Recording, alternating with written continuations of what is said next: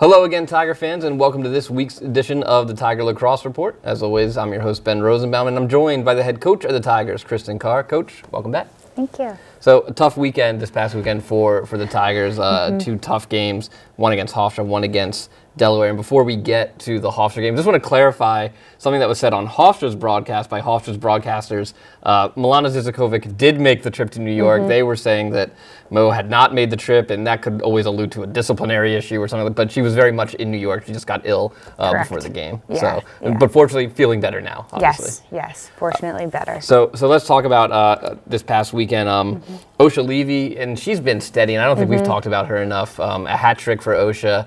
I mean, she's a really just great all-around athlete from one end of the field to the other. She provides a lot, and she stepped up in Milana's absence in that Hofstra game. 100%. Osha, little by little, every single game continues to have more confidence in her play. And last year we used her a lot more on the defensive end, but she's one of the most fit people on our team. She understands the game so well. She played for the U20s Australian national team this past year, so I think she brought a lot from that experience with the international play and has just continued to run with it. But she's definitely someone that we've been able to lean on at various parts of the season this year. And you mentioned Osha's international experience. How valuable is that for a player to be able to play international lacrosse and get this different dynamic of the game and different level of competition to then bring it back here to Towson and try to make that spread around the teammates? It's huge. I mean, to be able to wear your country's colors and represent them in the international stage is a feeling that's really, which you know very well firsthand. Yeah, I mean, it's a pretty indescribable feeling, and it's very moving. And she was one of the leaders for them this past U20 go around, and she just continues to impress our staff with everything that she puts into the sport, and being able to be more of a threat on the offensive end this year has just helped develop her game and her reaching new heights. But, I think whenever you get a chance to play for different coaches and have different teammates, your role can shift. And she's definitely somebody who is open to new experiences and brings those experiences to our team, which has been very helpful. And Val Thompson, someone else who has just been steady as they come and always been, when Katie struggled for a little bit these past couple of weeks, she stepped up and has just been consistent. 6 draw controls, which you would think, okay, Towson might have some trouble, Milana not being here and not being able to play, but 6 draw controls for Val. I mean, she's a very similar build to Milana. She does a lot of similar things, but she's still so different of a player and such a dynamic player in her own right. Yeah, I mean, just like we've talked about before, her presence and athleticism are pretty prominent on the field no matter where you put her. She's played midi for us a lot of the year. We've moved her onto the circle and played attack, so whatever we need, we definitely try to put her in those spots just to let her run with it and do her thing out there.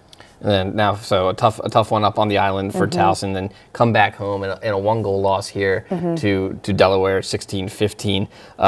You guys score 1 in the 4th, and then the Blue Hens able to put a run together in the 4th quarter to take the lead. And just your thoughts coming out of that Delaware and the weekend. Yeah, I mean, the Delaware games definitely was a little bit of a heartbreaker. I think that the team did a lot of amazing things out on the field. We learned a lot from the Hofstra game, and we're able to have a quick turnaround from that.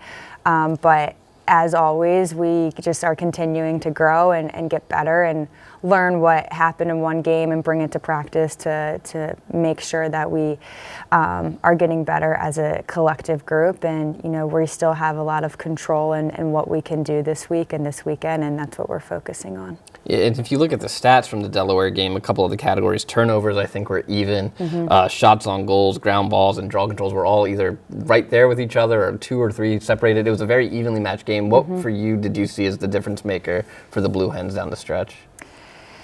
At the end of the day, the team that puts more goals in the back of the net is ultimately going to be the winner, and unfortunately, they got the better end of that.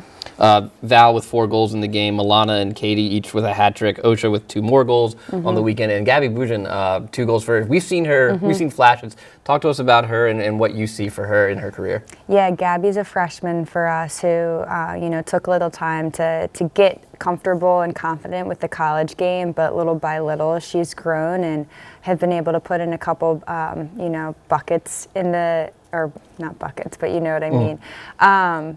And I think the coolest thing as a coach is to see each of your players continue to gain confidence and a belief in themselves. And she's definitely someone who, throughout the course of conference play, we've been able to use more and more, which has been helpful to create more of a different options and different threats on the offensive end as an inside player.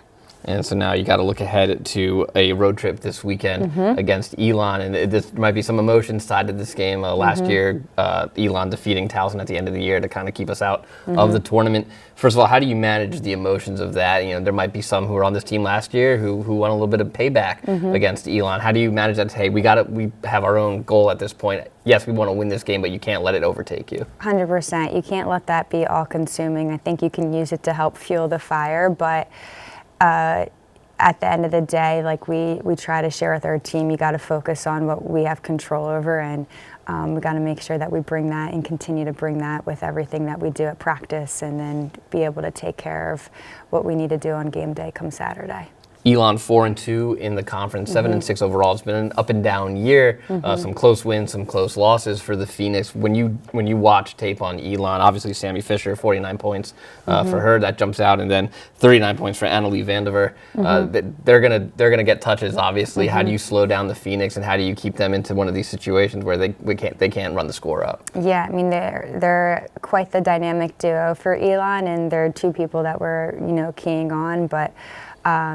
Their draw taker is also someone that we're watching out for. So every team at this point in the season has different strengths and different areas that, you want to expose to capitalize on them. So that's what we've done in our game planning, and we're looking forward to having a great game come Saturday. With 3 games left in the season, 2 conference games left in the season, what's most important for Towson as you try to finish strong and get into the tournament? Yeah, we got to continue to take each play moment by moment, not get too far ahead of ourselves, and be present. And you're not going to win every single moment, and that's okay, but we don't want to lose 2 in a row, and that's something that we really try to focus on. And lacrosse is a fun sport. It brings so many different aspects of life when you really think of it, and I think this team has grown so much throughout the season, and it's been they've been very inspiring with their play, and we just got to continue to work and get better. And I think that the growth that they've shown is something that has made us really proud. Coach, thanks for joining us, and good luck down in Elon. Thank you very much. Tigers hit the road, and on April 19th, they'll face off with the Phoenix at noon down in Elon. For the head coach, Kristen Carr, I'm Ben Rosenbaum. Thanks for joining us, and as always, go Tigers.